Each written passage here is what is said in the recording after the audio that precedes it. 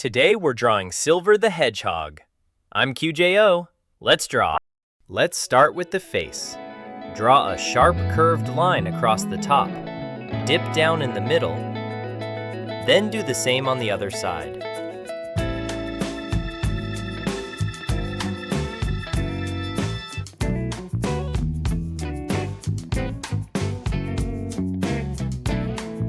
Now shape the first eye under that line.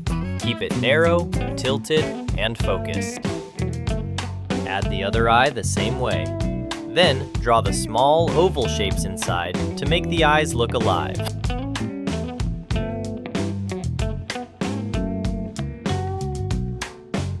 Right in the center, add a tiny nose. Keep it small, dark, and cute, even though this character looks pretty serious. Next, draw the cheeks. Curve out from one side, dip under the nose, then bring the line across smoothly. Add the other cheek curve, keeping both sides balanced, but still a little sharp. Finally, draw the small mouth. One short curved line is enough here. Now let's draw the head. Start with one hair spike above the face, using a long, smooth curve that stretches out and ends in a sharp point. Next, add the hair spike on the other side. Keep it wide and smooth so the head starts to feel balanced. Now draw the first ear tucked behind the hair. Make the tip sharp. Then add a smaller line inside for the ear detail. Add the other ear the same way, keeping it sharp and slightly hidden behind the hair.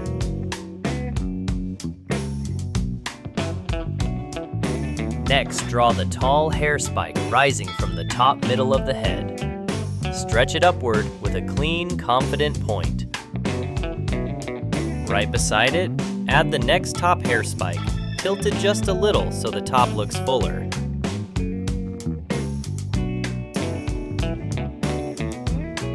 Finish the head with one more top hair spike behind it.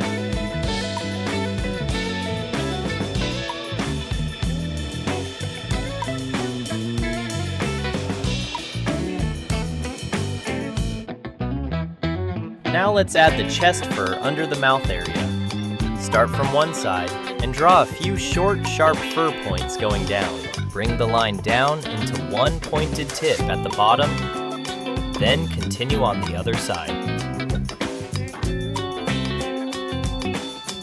Now let's draw the right hand. Start with two short lines coming out from the chest area to build the arm. Next, draw the open hand.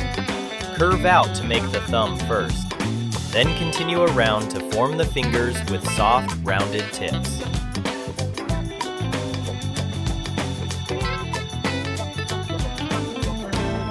Keep the fingers spread wide so the pose feels strong and full of energy.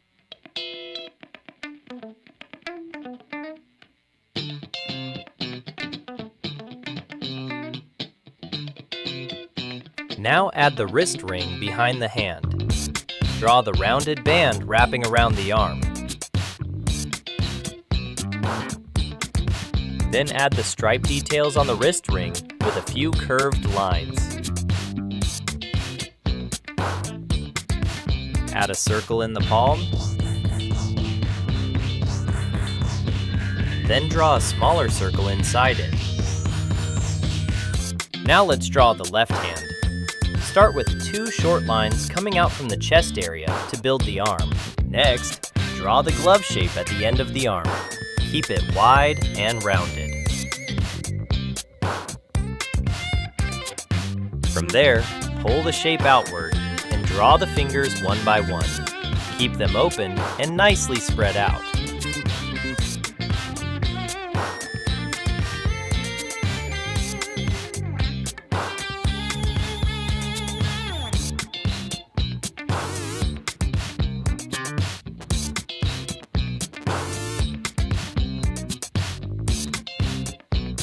Add the circle detail on the glove,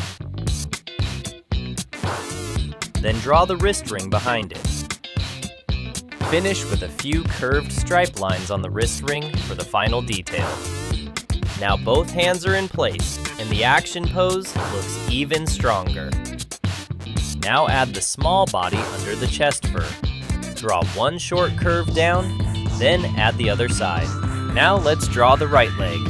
Start under the body and pull 2 long lines downward, keeping the leg slim and slightly curved.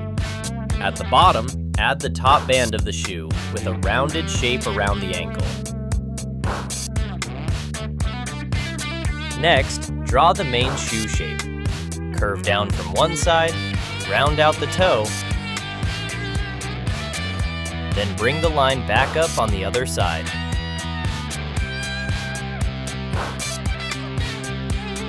Add the front toe section with one big curved line. Then, draw the sole along the bottom edge.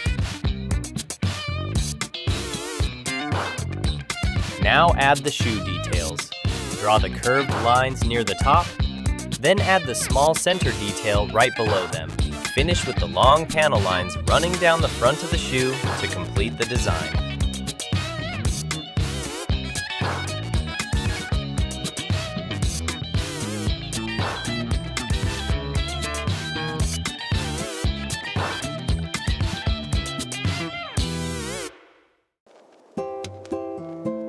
Now let's draw the left leg.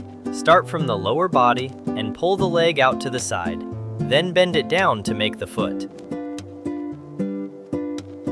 Next, add the top band of the shoe around the ankle with a rounded shape. Then draw the shoe shape underneath.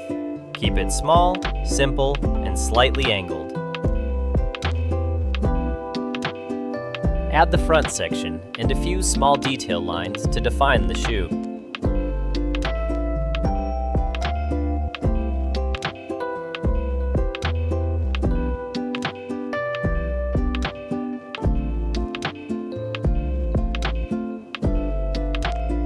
Now let's add the back hair spikes.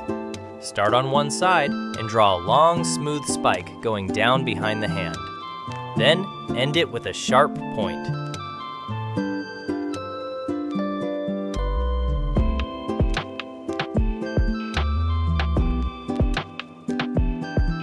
Next, draw the other back hair spike on the opposite side. Let the curve flow smoothly behind the head and arm. Add the tail behind the body with one short pointed shape. Now let's add the psychic power around both hands. Draw random wavy cloud lines behind the first hand.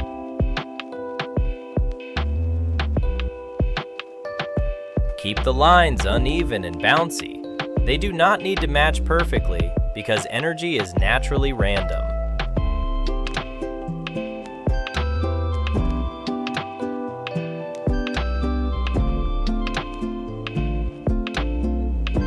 Then add more wavy energy lines behind the other hand, wrapping around the outer edge. Add a few extra curves where the space feels empty, but keep the shapes open and easy to see. Great! Now both hands look like they are pushing out a powerful psychic force. Now let's add the floating rocks around Silver. Start with one rock shape, using uneven lines and a few sharp corners.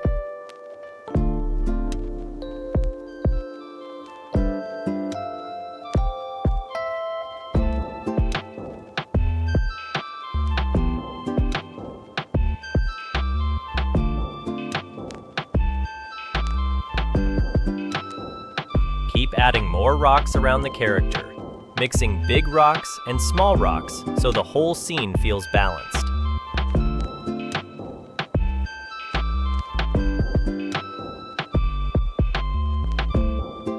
You can place them in random spots, and they do not need to look the same. A slightly random layout actually makes the effect stronger.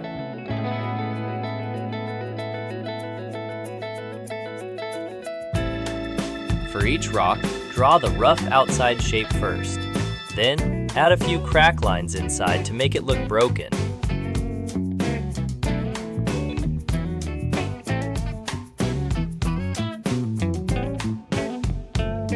Add a few tiny pieces between the bigger rocks so the floating effect feels more natural and full of motion.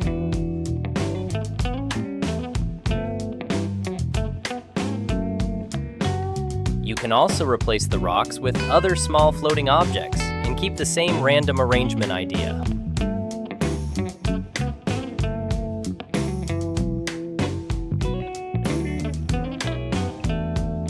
Take your time and keep filling the space until the whole drawing feels energetic and complete.